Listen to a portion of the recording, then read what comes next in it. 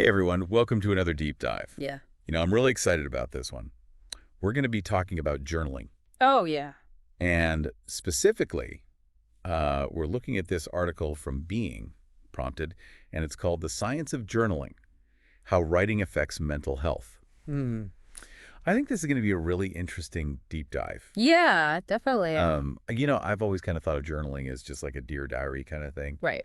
But this article kind of presents it as something a lot bigger. Yeah, a lot of people think of it as just for, like teenage girls or something like that. Right. But the research actually suggests that it's a really valuable tool for pretty much anyone. Really? Yeah. And for their mental health specifically? For mental health. Yeah, and there's actually a lot of science backing that up. Oh, interesting. Okay, so what kind of benefits are we talking about here?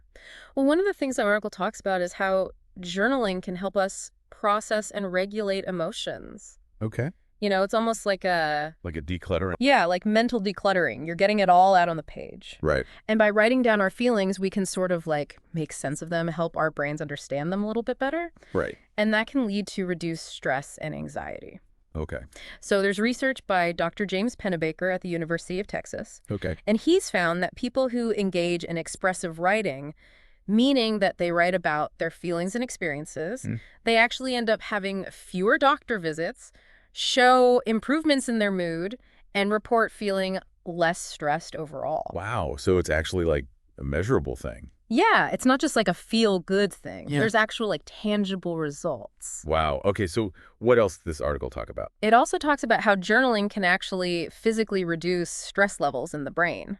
Okay, how does that work? Well, it turns out that writing about what's stressing us out can actually lower our cortisol levels. Oh, right. Cortisol. That's like the stress hormone, right? Exactly. One that seems to be at the root of like everything. Yeah, pretty much, yeah. So when we journal, we're essentially like offloading some of that mental weight we're carrying. Okay. And that leads to a calmer and more balanced, state of being. So instead of just having it like bounce around in your head, you're giving it a place to go. Yeah, you're giving it a place to breathe, so to speak. I like that. Okay, so it sounds like it's not just good for like emotional and mental health, but also like Physical health, too? yeah. Wow. Okay, cool.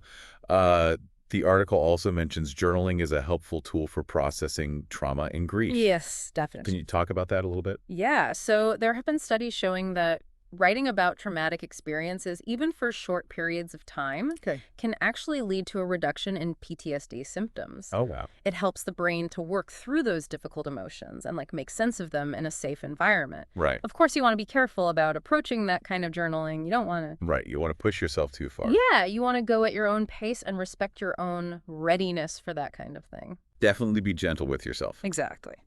Okay. The article also talks about how journaling can boost self-awareness and mindfulness. Yeah, that's a big one. Can you elaborate on that a bit? Yeah, so when we journal, we're basically, holding up a mirror to our own minds. Okay. We start to notice patterns in our thinking, Hmm. how our thoughts influence our emotions, and how those emotions in turn, impact our behaviors. Okay. And that kind of awareness can be really, really valuable for personal growth and for making, positive changes. So it's like you're not just expressing your emotions, you're kind of like analyzing them too. Yeah, you're getting to know them better. Interesting. Okay.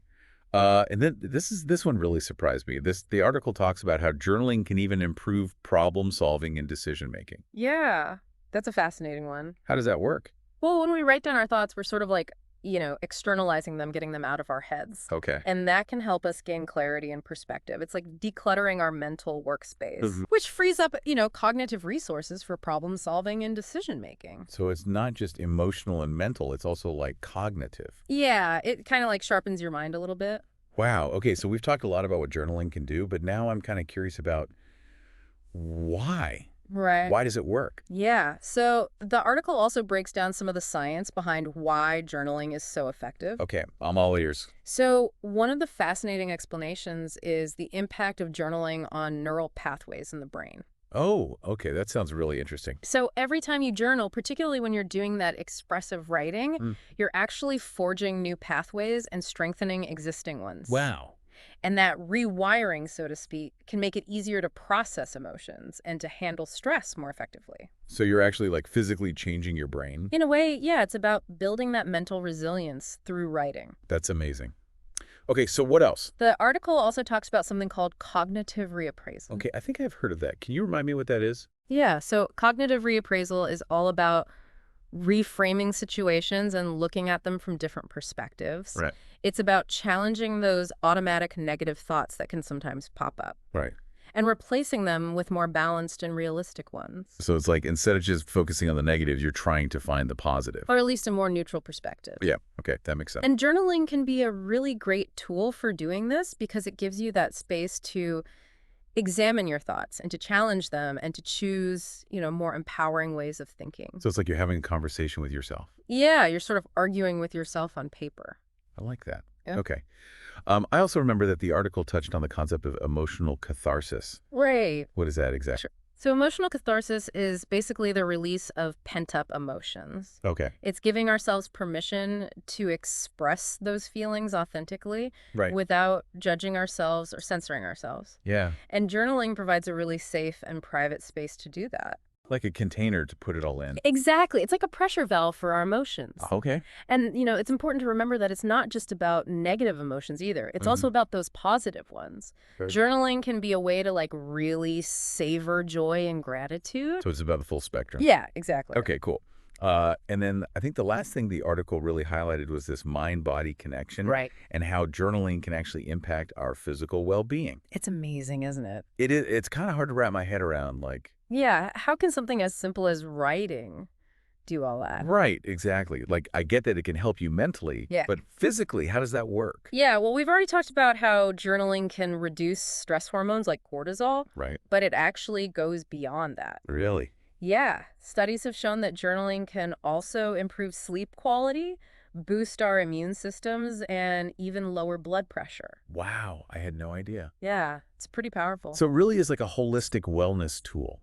Yeah, it really speaks to how connected our minds and bodies are. Right. Taking care of our mental health through journaling can have a ripple effect and lead to all these improvements in our physical health as well. Wow, okay. So it's really like a win-win. This is incredible. Okay, so I think we've covered a lot of ground here in this first part of our deep dive. Yeah, definitely. We've talked about the science behind journaling, Mhm. the benefits, why it's so effective for mental well-being. Yeah, it really is amazing. It's kind of hard to believe that something as simple as writing can actually have physical effects on our health. I know it seems counterintuitive, but the research is pretty clear on this. Okay, so we already talked about how journaling can help lower levels of cortisol, the stress hormone. But what else can it do? Well, studies have shown that regular journaling can actually lead to better sleep. Really? Yeah, when we right before bed, we're kind of downloading those thoughts and worries that might keep us up at night. Okay. It's like clearing our minds for a more restful sleep. That makes a lot of sense. Yeah. I've definitely had nights where I just can't stop thinking about things. Exactly. Journaling can help with that, and it can also boost our immune system. Oh, wow.